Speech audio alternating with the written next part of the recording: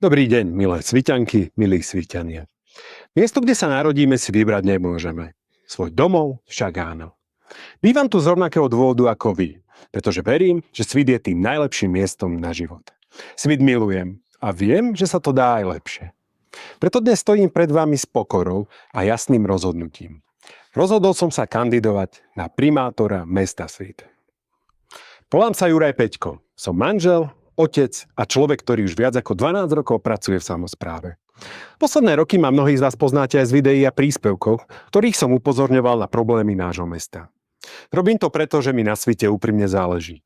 Žijem tu so svojou rodinou a keď sa pozriem na našu dcérku, uvedomujem si, že rozhodnutia, ktoré robíme dnes, ovplyvnia aj to, v akom meste bude vyrastať o 10 či 20 rokov. Postupne som pochopil, že nestačí len hovoriť o tom, čo treba zmeniť. Ak človek svojim rozhodnutiam skutočne verí, raz príde chvíľa, keď musí urobiť krok vpred a prevziať za ne zodpovednosť.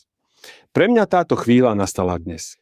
Práve preto kandidujem na primátora mesta Svit. Verím, že Svit si zaslúži vedenie, ktoré bude ľudí počúvať, rozhodovať zodpovedne a namiesto výhovoriek prinášať riešenia. Ja vám ponúkam to, čo poznám najlepšie. Svoje skúsenosti, poctivú prácu a konkrétne riešenia. Do tejto kampane vstupujem ako nezávislý kandidát. Celú ju financujem výlučne z vlastných prostriedkov, pretože chcem, aby moje rozhodnutia boli vždy slobodné a vychádzali z toho, čo je najlepšie pre Svit a jeho obyvateľov. V najbližších týždňoch budem chodiť medzi vás. Budem zbierať podpisy, ale ešte viac sa teším na stretnutia a rozhovory. Chcem počúvať vaše názory, vaše nápady, ale aj vaše starosti. Pretože verím, že dobré rozhodnutia nevznikajú za zatvorenými dverami. Vznikajú práve medzi ľuďmi. Ak veríte, že aj vo Svite sa dajú robiť veci lepšie, budem rád, ak sa ku mne pridáte.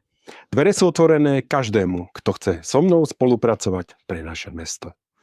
Lebo ako vždy hovorím, dá sa to aj lepšie.